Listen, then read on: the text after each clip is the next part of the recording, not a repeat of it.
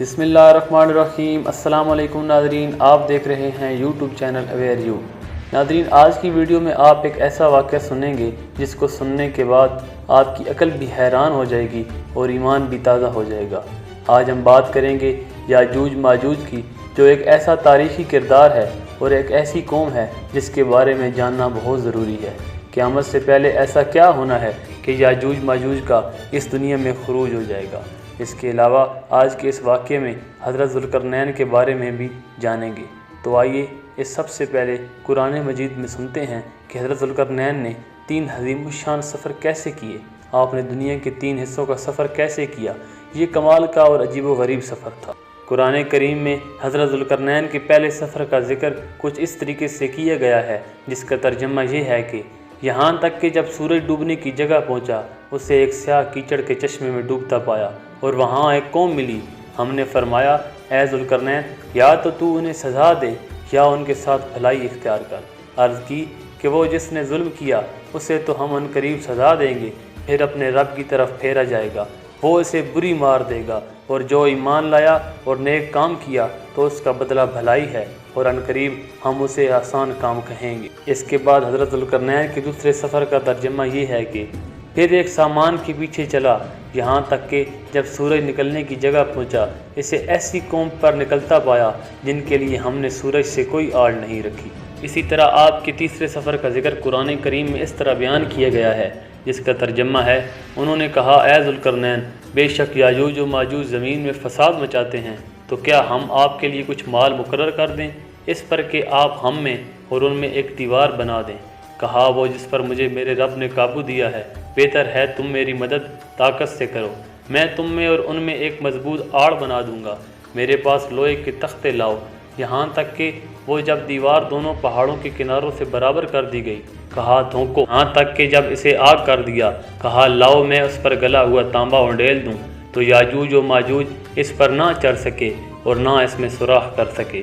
कहा, ये मेरे रब की रहमत है, फिर जब मेरे रब का वादा आएगा उसे पाश पाश कर देगा, और मेरे रब का वादा सच्चा है। नाज़रीन, अब बात करते हैं हज़रत ज़ुल्क़रनैन की। ज़ुल्क़रनैन का नाम सिकंदर था। ये हज़रत ख़िज़र अलैहिस्सलाम के खालाजाद भाई थे। हज़रत ख़िज़र अलैहिस्सलाम इनके वज़ीर और जंगलों में अलमबरदार रहे। ये हज़रत साम बिन नूह अलैहिस्सलाम की औलाद में से थे और एक बुढ़िया के इकलौते फ़र्जंद थे। हज़रत इब्राहीम अलैहिस्सलाम के दस्ते हक़ पर उन्होंने इस्लाम कबूल किया, मुद्दतों उनकी सोबत में रहे और हज़रत इब्राहीम अलैहिस्सलाम ने उनको नसीहतें भी फरमाई थी। हज़रत ज़ुल्क़रनैन नबी नहीं थे, बल्कि अल्लाह के नेक बंदे थे जिनको विलायत मिली, और उनका शुमार अल्लाह के वलियों में होता है। हज़रत मोहम्मद सल्लल्लाहु अलैहि वसल्लम ने इरशाद फरमाया कि ज़ुल्क़रनैन सींगों वाले के लक़ब से इसलिए मशहूर हो गए कि उन्होंने दुनिया के 2 सींगों यानी 2 किनारों का चक्कर लगाया। नाज़रीन, अल्लाह ताला ने हज़रत ज़ुल्क़रनैन को पूरी ज़मीन की बादशाहत अता फरमाई थी। दुनिया में कुल 4 बादशाह ऐसे हुए हैं जिनको पूरी दुनिया की बादशाहत मिली। इसमें 2 ईमान वाले थे और 2 गैर मुस्लिम थे। ईमान वाले हज़रत सुलेमान अलैहिस्सलाम अल्लाह के नबी, जिन पर एक मुकम्मल वीडियो पहले से ही इस चैनल पर मौजूद है, जिसका लिंक आपको डिस्क्रिप्शन में भी मिल जाएगा और ऊपर आई बटन में भी आपको नज़र आ रहा होगा। और दूसरे ईमान वाले हज़रत ज़ुल्क़रनैन थे, और गैर मुस्लिम में एक बख्त नसर और एक नमरूद था। और इस पूरी दुनिया में एक 5वें बादशाह जो इस दुनिया में क़यामत से पहले आएंगे, उनका इसमें गिरामी हज़रत मेहदी रज़ी अल्लाह ताला अन्हु है। तो नाज़रीन, हज़रत ज़ुल्क़रनैन ने जो पहला सफ़र किया उसके बारे में कुरान कहता है, हज़रत ज़ुल्क़रनैन ने पुरानी किताबों में ये पढ़ा था कि हज़रत साम बिन नूह अलैहिस्सलाम की औलाद में से एक शख्स ऐसा होगा जो आब हयात के चश्मे से पानी पी लेगा। आपके साथ हज़रत ख़िज़र अलैहिस्सलाम भी थे, इसलिए आपने मगरिब का सफ़र किया। आपके साथ जब हज़रत ख़िज़र अलैहिस्सलाम थे, वो आब हयात के चश्मे तक पहुँच गए और उसका पानी भी पी लिया, मगर आब हयात का पानी हज़रत ज़ुल्क़रनैन के मुक़द्दर में नहीं था। वो इससे महरूम रह गए और पानी ना पी सके। उस सफ़र में आप जानिब मगरिब रवाना हुए तो जहाँ तक आबादी का नामो निशान है, वो सारी मंजिलें तय करके आप ऐसे मकाम पर पहुँच गए जहाँ सूरज ग़रूब होते हुए ऐसे नज़र आता था जैसे स्याह चश्मे के अंदर ये सूरज डूब रहा हो। जिस तरह समुद्री सफ़र करने वालों को आफताब समंदर में काले पानी में डूबता नज़र आता है, वहाँ उनको एक ऐसी कौम मिली जो जानवरों की खाल पहने हुई थी, उसके सिवा वो कोई दूसरा लिबास नहीं पहनती थी, और इनकी ग़ज़ा का ज़रिया दरियाई मुर्दा जानवर था। ये कौम नासिक कहलाती थी। हज़रत ज़ुल्क़रनैन ने देखा इनके लश्कर बेशुमार हैं और ये लोग बहुत ही ताकतवर और जंगजू हैं। हज़रत ज़ुल्क़रनैन ने इन लोगों के गिर्द अपनी फ़ौज का घेरा डाला और इनकी बहुत बड़ी तादाद ईमान ले आई। इसके बाद आपका दूसरा सफ़र शुरू हुआ। अब आपने ईस्ट यानी मशरिक़ की तरफ सफ़र किया और जब सूरज तलू होने की जगह पर पहुँचे तो वहाँ आपने एक ऐसी कौम को देखा कि उनके पास कोई मकानात नहीं थे।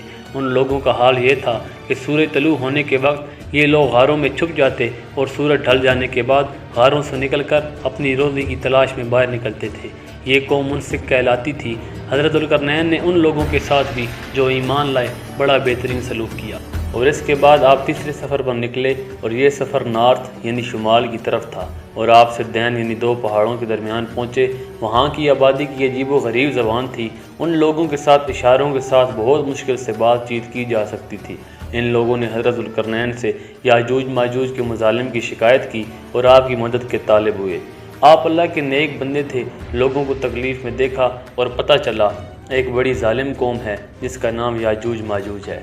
उन लोगों ने आपकी मदद की इल्तिजा की तो आपने अपने आप को उनकी मदद के लिए पेश किया। ये सब सुनने के बाद यकीनन आप ये जानने में दिलचस्पी रखते होंगे कि याजूज माजूज कौन हैं। तो नाज़रीन, याजूज माजूज याफिज़ बिन नूह अलैहिस्सलाम की औलाद में से एक फसादी गिरोह है और इन लोगों की तादाद बहुत ज़्यादा है। ये लोग जंगजू, खूनख्वार और बिल्कुल जंगली और वहशी जानवरों की तरह हैं जो बिल्कुल जानवरों की तरह रहते हैं। मौसम रबी में ये लोग अपनी घरों से निकलकर तमाम खेतियाँ और सब्ज़ी खा जाते थे और खुश्क चीज़ों को लाद कर ले जाते थे। ये लोग आदमी और जंगली जानवरों यहाँ तक के सांप, बिच्छू और हर छोटे बड़े जानवर को खा जाते थे। लोग इनसे परेशान थे कि जब फसल उगने का वक्त आता है तो ये सारी की सारी फसल खा जाते हैं। लोगों ने याजूज माजूज से बचाने के लिए हज़रत ज़ुल्क़रनैन को माल देने की भी पेशकश की। तो हज़रत ज़ुल्क़रनैन ने फरमाया, मुझे आप लोगों की माल की ज़रूरत नहीं है। अल्लाह ताला ने मुझे सब कुछ दे दिया है, बस तुम लोग मेरी जिस्मानी ताकत के ज़रिए मदद करो। इसके बाद एक ऐसी दीवार की तामीर शुरू हुई जिसकी मिसाल तारीख़ में नहीं मिलती। हज़रत ज़ुल्क़रनैन ने दोनों पहाड़ों को इस तरह मिलाया कि आपने दोनों पहाड़ों के दरमियान बुनियाद को खुदवाया। जब खुदाई कर करके पानी निकल आया तो अब आपने उस पर पिघले हुए तांबे के गारे से पत्थर जमाए, लोहे के तख्ते नीचे रखे और उनके दरमियान लकड़ी की शटरिंग की गई और कोयला भरवा दिया गया और फिर उसमें आग लगा दी गई। इस सब के होने से ये दीवार कंक्रीट की तरह बन गई और इस दीवार को पहाड़ तक ऊंचा कर दिया गया और दोनों पहाड़ों के दरमियान कोई जगह खाली ना छोड़ी। फिर पिघलाया हुआ तांबा दीवार में डाल दिया गया और ये सब मिलाकर बहुत ही मजबूत और मुस्तहकम बना दी गई। यानी याजूज माजूज और उस कौम के दरमियान ऐसी मजबूत दीवार खड़ी कर दी गई जिससे वो लोग यहाँ तक ना आ सकें और वो कौम याजूज माजूज की तकलीफ़ से महफूज हो जाए। तो नाज़रीन, यहाँ तक आपको दीवार और याजूज माजूज की समझ आ गई होगी। मगर अब एक कमाल की बात जो हमारे प्यारे नबी हज़रत मोहम्मद सल्लल्लाहु अलैहि वसल्लम की हदीस मुबारक की रोशनी में बयान की गई है कि याजूज माजूज रोज़ाना इस दीवार को तोड़ते हैं और दिन भर जब मेहनत करते हैं और तोड़ने के करीब हो जाते हैं तो उनमें से कोई कहता है कि अब बाकी कल तोड़ डालेंगे। दूसरे दिन जब आते हैं तो अल्लाह के हुक्म से वो दीवार पहले से ज़्यादा मुस्तहकम और दोबारा बन जाती है और वो फिर तोड़ना शुरू कर देते हैं और फिर जब तोड़ने के करीब हो जाते हैं तो एक कहता है चलो कल तोड़ डालेंगे और दूसरा दिन आता है तो अल्लाह के हुक्म से वो दीवार फिर बन जाती है और ये सिलसिला अब भी जारी है। जी नाज़रीन, हदीस मुबारक के मज़मून के मुताबिक ये सिलसिला अब भी जारी है। मगर जब क़यामत करीब आएगी तो याजूज माजूज में से कोई शख्स कहेगा कि इंशाअल्लाह कल इस दीवार को तोड़ डालेंगे और फिर इंशाअल्लाह की बरकत से वो दीवार को तोड़ डालेंगे। याद रहे नाज़रीन, वो कुर्ब क़यामत का वक्त होगा। दीवार तोड़ने के बाद याजूज माजूज ज़मीन पर निकल पड़ेंगे और हर तरफ फितना और फसाद फैलाते हुए ज़मीन पर कत्लेआम करेंगे। चश्मों और तालाबों का पानी पी डालेंगे, जानवरों और दरख्तों को खा जाएंगे, ज़मीन पर हर जगह फैल जाएंगे। लेकिन मक्का मुकरमा, मदीना मुनव्वरा और बैतुल मुक़द्दस, इन 3 शहरों में वो दाखिल ना हो सकेंगे। फिर हज़रत ईसा अलैहिस्सलाम कुर्ब क़यामत से पहले दुआ फरमाएंगे, इनकी गर्दनों में कीड़े पैदा हो जाएंगे और ये सब के सब हलाक हो जाएंगे। इस बात को कुरान पाक ने इस तरह बयान किया है जिसका तर्जमा ये है कि यहाँ तक कि जब खोले जाएंगे याजूज व माजूज और वो हर बुलंदी से ढलकते होंगे। आप सोच रहे होंगे कि ये कैसे लोग हैं जो सब कुछ ख़त्म कर देंगे। तो इसके बारे में एक आलिम लिखते हैं कि दज्जाल के कत्ल के बाद हज़रत ईसा अलैहिस्सलाम को हुक्म इलाही होगा कि मुसलमानों को कोहे तूर पर ले जाओ, इसलिए कि कुछ ऐसे लोग ज़ाहिर किए जाएंगे जिनसे लड़ने की किसी को ताकत नहीं होगी। मुसलमानों के कोहे तूर पर जाने के बाद याजूज माजूज का खरूज होगा। ये इस कदर कसीर होंगे कि इनकी पहली जमात या पहला गिरोह बहर तबर्रिया, जो एक समंदर होगा जिसकी लंबाई 10 मील होगी, का पहला गिरोह इसमें से गुजरेगा तो इसके पानी को पीकर सुखा देगा कि जब दूसरा गिरोह इसमें से गुजरेगा तो वो लोग कहेंगे कि यहाँ तो कभी पानी था ही नहीं।